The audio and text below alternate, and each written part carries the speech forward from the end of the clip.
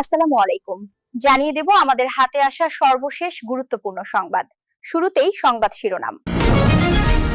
পাকিস্তানে ভয়াবহ বিস্ফোরণ, ৫ শিশু নিহত, নারী সহ আহত আরও ১৩ জন। এরপর জানিয়ে দেব এবার চীন থেকে ভয়ঙ্কর যুদ্ধ হেলিকপ্টার কিনছে পাকিস্তান। যুক্তরাষ্ট্র রাশিয়া স্নায়ুযুদ্ধের সংখ্যা, পারমাণবিক সাবমেরিন মোতায়েনের নির্দেশ দিয়েছেন মার্কিন প্রেসিডেন্ট ডোনাল্ড ট্রাম্প। গাজায় ত্রাণ সংগ্রহকারীদের উপর ভয়াবহ ইসরায়েলি হামলায় একদিনে অন্তত ৮০ জন নিহত। ইসরায়েলের সম্মতি ছাড়া ফিলিস্তিনি রাষ্ট্র হতে পারে না বললেন মার্কিন পররাষ্ট্রমন্ত্রী মার্কো রুবিও। এবং সর্বশেষ জানিয়ে দেব শত্রুরা মুসলিমদের মধ্যে বিভাজন চায়, কিন্তু ইরান সব ষড়যন্ত্র ব্যর্থ করে দেবে বললেন ইরানের প্রেসিডেন্ট মাসুদ পেজেশকিয়ান। এতক্ষণ শুনছিলেন সংবাদ শিরোনাম, এবারে বিস্তারিত। তার আগে নতুন নতুন আপডেট নিউজ পেতে আমাদের চ্যানেলটি সাবস্ক্রাইব করে রাখুন। পাকিস্তানের খাইবার পাখানতুয়া প্রদেশের লাক্কি মাওয়াতে একটি শক্তিশালী বিস্ফোরণে অন্তত ৫টি শিশু প্রাণ হারিয়েছে। এ ঘটনায় আহত হয়েছে আরও অন্তত ১৩ জন। এদের মধ্যে এক নারী ও একাধিক শিশু রয়েছে। শনিবার ২ আগস্ট এক প্রতিবেদনে তথ্য জানিয়েছে পাকিস্তান সংবাদ মাধ্যম এক্সপ্রেস ট্রিবিউন। স্থানীয় সূত্রের বরাত দিয়ে প্রতিবেদনে বলা হয়েছে, বিস্ফোরণটি পুরনো একটি মাস্টার শেলের কারণে ঘটেছে বলে ধারণা করা হচ্ছে। আহতদের দ্রুত লাক্কি মাওয়া সিটি হাসপাতালে নিয়ে যাওয়া হয়েছে। তাদের চিকিৎসা চলছে। প্রতিবেদনে আরও জানানো হয়, খবর পেয়ে আইন শৃঙ্খলা রক্ষাকারী বাহিনী ও উদ্ধারকারীরা দ্রুত ঘটনাস্থলে পৌঁছেছেন। এলাকাটি ঘিরে তদন্ত শুরু হয়েছে। ফরেনসিক টিম ঘটনাস্থল থেকে বিস্ফোরণের নমুনা সংগ্রহ করেছে। ভারতের সঙ্গে সাম্প্রতিক ইতিহাসের ভয়াবহতম সংঘাতে জড়ানোর পর থেকেই নিজেদের সামরিক শক্তি বাড়াতে গভীর মনোযোগ দিয়েছে পাকিস্তান। ভারতের সঙ্গে পাল্লা দিয়ে এরই মধ্যে সামরিক খাতে বাজেট কয়েক গুণ বাড়িয়েছে দক্ষিণ এশিয়ার এই দেশটি। অন্যদিকে সাম্প্রতিক সংঘাতে পাকিস্তানের ভরসা অর্জনের শতভাগ সফল হয়েছে চীনা প্রযুক্তি। তাই সরঞ্জামের জন্য চীনের উপর নির্ভরতাও বাড়িয়েছে দেশটি। এর সর্বশেষ নজির নিজেদের সামরিক বাহিনীকে ৪০ বছর ধরে সার্ভিস দিয়ে যাওয়া যুক্তরাষ্ট্রের HF-1 কোরবান বাহারকে পাকিস্তান সরানোর সিদ্ধান্ত চীনের ZM-10 অ্যাটাক হেলিকপ্টার দিয়ে। সংবাদ মাধ্যম এক্সপ্রেস ট্রিবিউনের একটি প্রতিবেদনে বলা হয়েছে, এরই মধ্যে আনুষ্ঠানিকভাবে চীনের তৈরি Z-10M অ্যাটাক হেলিকপ্টার নিজেদের সামরিক বহরে যুক্ত করার ঘোষণা দিয়েছে পাকিস্তান। দেশটির সেনাবাহিনীর মিডিয়া ইয়ং শনিবার ১১ আগস্ট এ তথ্য নিশ্চিত করেছে। প্রতিবেদন অনুযায়ী শনিবার মুফাজ্জরগড় ফিল্ড ফায়ারিং রেঞ্জে Z-10 হেলিকপ্টারগুলো একটি লাইভ ফায়ার পাওয়ার প্রদর্শনী প্রত্যাখ্যান করেছে পাকিস্তান সেনাপ্রধান ফিল্ড মার্শাল সৈয়দ আসিফ মনির।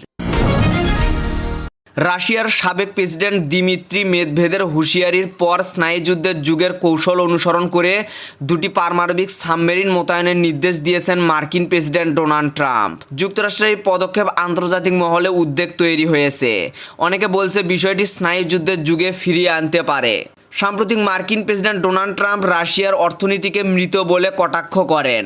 পরে এর পাল্টা প্রতিক্রিয়ায় মেদভেদ ডেড হ্যান্ড অর্থাৎ আক্রান্ত হলে বা তেমন কিছু চিহ্নিত হলে সক্রিয় পারমাণবিক অস্ত্র ব্যবহারের হুমকি দিয়েছেন। এটি স্নায়ুযুদ্ধের যুগে একটি সক্রিয় বা আধা স্বয়ংক্রিয় পরমাণু অস্ত্র নিয়ন্ত্রণ ব্যবস্থা, যার নেতৃত্ব ধ্বংস হয়ে গেলেও পাল্টা আঘাত হানতে সক্ষম। শুক্রবার সোশ্যাল মিডিয়ার দেয়া এক পোস্টে মেদভেদের সাম্প্রতিক বক্তব্যকে অন্তত উস্কানিমূলক অভিহিত করে ট্রাম্প বলেছেন, তার মেদভেদের এই বোকামি এবং উস্কানিমূলক কথাগুলো কেবল সাধারণ বক্তব্যের চেয়েও যদি একটু বেশি কিছু হয়, তাই আমি পারমাণবিক সাবমেরিনকে উপযুক্ত অঞ্চলে মোতায়েন করার নির্দেশ দিয়েছি। এমন পরিস্থিতিতে প্রশ্ন উঠেছে, সমুদ্র সমৃদ্ধ পৃথিবীতে জলভাগে কার রাজত্ব বেশি এবং সমুদ্রের গভীরে কার শক্তি কেমন তা নিয়ে। যুক্তরাষ্ট্রের নৌবাহিনীর ও হাই শ্রেণীর ব্যালিস্টিক মিসাইল সাবমেরিন বুনার নামে পরিচিত। এই সাবমেরিনগুলোর সবচেয়ে বড় বৈশিষ্ট্য অন্তত নিঃশব্দে চলাচল এবং নির্মূলভাবে পারমাণবিক অস্ত্র প্রয়োগ করতে সক্ষম। বর্তমান কমপক্ষে 14টিও হাই ক্লাস সাবমেরিন যুক্তরাষ্ট্রের বহরে আছে। এগুলো টানা 15 বছর ধরে বড় ধরনের সংস্কার ছাড়াই কাজ করতে পারে। প্রতিটি সাবমেরিন সর্বোচ্চ 20টি নিক্ষেপযোগ্য ব্যালিস্টিক ক্ষেপণাস্ত্র বহন করতে পারে। মার্কিন যুক্তরাষ্ট্র 3 ধরনের পারমাণবিক শক্তিচালিত আক্রমণাত্মক সাবমেরিন রয়েছে: ভার্জিনিয়া ক্লাস, সিউফল ক্লাস এবং লস অ্যাঞ্জেল ক্লাস। এই সাবমেরিনগুলো টাইম হক মিসাইল, হারপুন মিসাইল এবং MK-48 টর্নেডো বহন করতে পারে। এই মারাত্মক সাবমেরিনগুলো শত্রুপক্ষের জাহাজগুলোকে খুঁজে বের করে ধ্বংস করার জন্য ডিজাইন করা হয়েছে। ফিলিস্তিনের গাজায় ইসরায়েলি বিমান বাহিনীর বিমান হামলায় একদিনে অন্তত ৮০ জন নিহত হয়েছেন। এছাড়া আহত হয়েছেন আরও ৫৫৪ জন ফিলিস্তিনি। গাজার স্বাস্থ্য মন্ত্রণালয়ের বরাত দিয়ে শনিবার ২ আগস্ট আল জাজিরার প্রতিবেদনে এসব তথ্য জানানো হয়। এদিকে মন্ত্রণালয়ের তথ্য অনুযায়ী গাজায় ইসরায়েলি বাহিনীর অভিযানে মোট নিহতের সংখ্যা পৌঁছেছে ৬০,০০০। এছাড়া পাশাপাশি আহত হয়েছেন আরও ১,৪৭,৬৪৩ জন ফিলিস্তিনি। এক বিবৃতিতে গাজার স্বাস্থ্য মন্ত্রণালয় বলছে, দখলদার বাহিনীর বোমার শিকারদের অনেকেই ধ্বংসস্তূপের তলায় আটকা পড়ে আছেন। প্রয়োজনীয় সরঞ্জাম ও লোকবলের অভাবে তাদের উদ্ধার করা সম্ভব হচ্ছে না। মোট নিহতের সংখ্যা ৬০,৩৩২ জন। বিবৃতিতে আরও বলা হয়েছে, ত্রাণের খাবার নিতে আসা ফিলিস্তিনিদের উপর হামলা করেছে ইসরায়েলি বাহিনী। শুক্রবার ১ আগস্ট গাজার বিভিন্ন এলাকায় ত্রাণ নিতে এসে নিহত হয়েছেন ৫৩ জন ফিলিস্তিনি এবং আহত হয়েছেন আরও ৪০০ জন। এদিকে যুদ্ধবিধ্বস্ত গাজায় বিমানের মাধ্যমে ত্রাণের খাবার ফেলছে ৬টি দেশ। শুক্রবার ১ আগস্ট ১২৬টি প্যাকেজ ফেলা হয়। এগুলো পাঠিয়েছে ফ্রান্স, জার্মানি, স্পেন, মিশর, জর্ডান এবং সংযুক্ত আরব আমিরাত। তবে গাজার মানুষের জন্য দিনে যে পরিমাণ খাবার প্রয়োজন সেগুলোর তুলনায় ১২৬টি প্যাকেজ খুবই নগণ্য। ইসরায়েলের প্রতিরক্ষা বাহিনী IDF জানিয়েছে, শুক্রবার ৬টি দেশকে তারা গাজায় খাদ্য সহায়তা ফেলতে দেয়। ফ্রান্সের প্রেসিডেন্ট ইমানুয়েল ম্যাক্রঁ সামাজিক যোগাযোগ মাধ্যম এক্সে দেয়া এক পোস্টে এই যৌথ উদ্যোগের জন্য জর্ডান, আমিরাত এবং জার্মানিকে ধন্যবাদ জানান। তবে তিনি সতর্ক করে বলেন, শুধু বিমান থেকে ত্রাণ ফেলা যথেষ্ট নয়। গাজায় দুর্ভিক্ষের ঝুঁকি মোকাবেলায় ইসরায়েলকে অবশ্যই পূর্ণ মানবিক সহায়তার প্রবেশাধিকার দিতে হবে। পশ্চিমা দেশগুলোর ফিলিস্তিনি রাষ্ট্রকে স্বীকৃতি দেওয়ার সিদ্ধান্তকে অপ্রাসঙ্গিক বলে মন্তব্য করেছেন মার্কিন পররাষ্ট্রমন্ত্রী মার্কো রুবিও। বলেছেন, ইসরায়েলের সম্মতি ছাড়া কোনো ফিলিস্তিনি রাষ্ট্র হতে পারে না। সাম্প্রতিক পশ্চিমা কিছু দেশের ফিলিস্তিনি রাষ্ট্রকে স্বীকৃতি দেওয়ার ঘোষণার প্রসঙ্গে তিনি এ মন্তব্য করেন। ফক্স রেডিওকে দেয়া এক সাক্ষাৎকারে রুবিও এই স্বীকৃতিগুলোকে অপ্রাসঙ্গিক আখ্যা দেন। গাজায় চলমান ইসরায়েলি গণহত্যার মধ্যে দ্বিরাষ্ট্রীয় সমাধানের ভিত্তিতে ফিলিস্তিনি রাষ্ট্রকে স্বীকৃতির সিদ্ধান্ত নিয়েছে বিশ্বের বেশ কয়েকটি দেশ। তবে ফিলিস্তিনি রাষ্ট্র প্রশ্নে ইসরায়েলের সুরে কথা বলছে যুক্তরাষ্ট্র।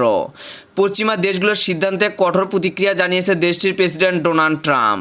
এ বিষয়ে ফক্স রেডিওকে দেয়া এক সাক্ষাৎকারে মার্কিন পররাষ্ট্রমন্ত্রী মার্কো রুবিও বলেন, যে দেশগুলোর স্বীকৃতির সিদ্ধান্ত নিয়েছে তাদের কারোই ফিলিস্তিনি রাষ্ট্র গঠনের ক্ষমতা নেই। তিনি আরও বলেন, এই স্বীকৃতির প্রতিক্রিয়ায় বিপরীত ফল হবে। এটি শান্তির পথে সহায়ক নয়। ইসরায়েলি সম্মতি না দিলে কোনো ফিলিস্তিনি রাষ্ট্র গঠন সম্ভব নয়। পশ্চিমা দেশগুলো বলতে পারে না সেই রাষ্ট্র কোথায় হবে, সে সেখানে শাসন করবে, তারা কোনো স্পষ্ট রূপরেখা দিতে পারে না। রুবিও বলেন, এই দেশগুলোর কোনো সক্ষমতা নেই ফিলিস্তিনি রাষ্ট্র গঠনের। ইসরায়েল রাজি না হলে কোনো ফিলিস্তিনি রাষ্ট্র হতে পারে না। তারা বলতে পারবে না সেই রাষ্ট্র কোথায় হবে, কে সেটিকে পরিচালনা করবে। তার মতে সিদ্ধান্তগুলো বাস্তবতা বিবর্তিত এবং বিপরীতমুখী প্রভাব ফেলছে।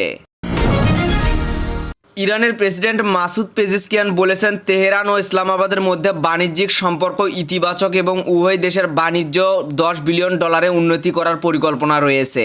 আজ শনিবার 2 আগস্ট পাকিস্তান সফরের আগে তিনি বলেন, পাকিস্তান প্রতিষ্ঠার পর থেকে তেহরান ও ইসলামাবাদের মধ্যে বন্ধুত্বপূর্ণ ও গভীর সম্পর্ক গড়ে উঠেছে।